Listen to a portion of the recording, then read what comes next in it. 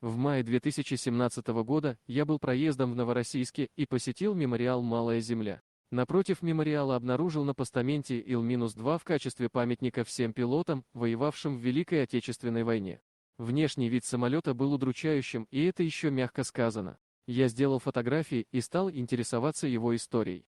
Оказывается, это не просто списанный в утиль самолет, который пожалели разобрать на металлолом, и поэтому он оказался памятником. У этого самолета была героическая судьба.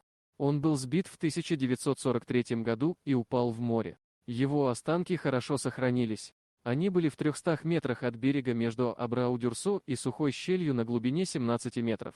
Постоянно отдыхающие в ближайших базах отдыха знали о нем, плавали к нему и ныряли.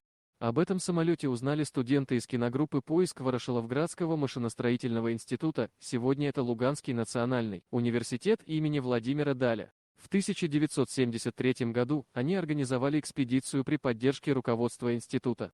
Они сняли фильм с подводными съемками об этом самолете «Море открывает тайну», 1975 год. Про фильм написали газеты. Через них об этом фильме и самолете узнал известный летчик-испытатель Владимир Константинович Кокенаки. Более того, Новороссийск был его родиной, и ему была не безразлична его история. При поддержке известного летчика-испытателя в 1974 году организовали повторную экспедицию группы «Поиск» уже с профессиональными водолазами. Самолет удалось поднять из воды. Саперам нашлась работа по обезвреживанию бомб, подвешенных на полусгнивших бомбодержателях. В бронеспинке пилота была пробоина. В кабине обнаружили останки пилота, пистолет, ракетницу, сохранившиеся части планшета и боекомплект для вооружения самолета. По номеру самолета сделали запросы в военные архивы. Ответ пришел из Центрального военно-морского архива 20 декабря 1973 года с подробной информацией о самолете и его экипаже. Черноморского флота 19 апреля 1943 года при отходе от цели после штурмовки войск противника. Северо-восточнее Федотовка был сбит истребителями противника и упал в море. Экипаж самолета, пилот гвардии майор Кузнецов Виктор Федорович, воздушный стрелок гвардии старший краснофлотец Решетинский Александр Васильевич погиб. Кузнецов Виктор Федорович родился в 1912 году в Пермской области в семье бедняка. В 1934 году по комсомольской путевке был направлен в Оренбургское авиационное училище. В 1936 году после окончания авиационного училища служил в Харькове и в Западной Беларуси. Принимал участие в финской войне и получил орден Красной Звезды. До начала ВОВ у него родился сын. Его жена так и не знала, при каких обстоятельствах и где он погиб.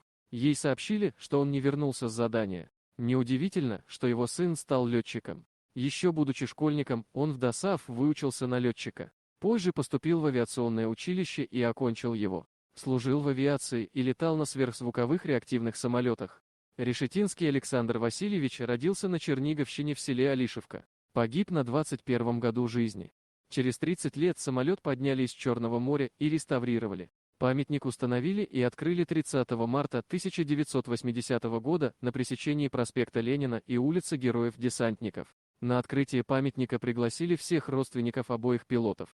В 2012 году ураганный ветер повредил памятник.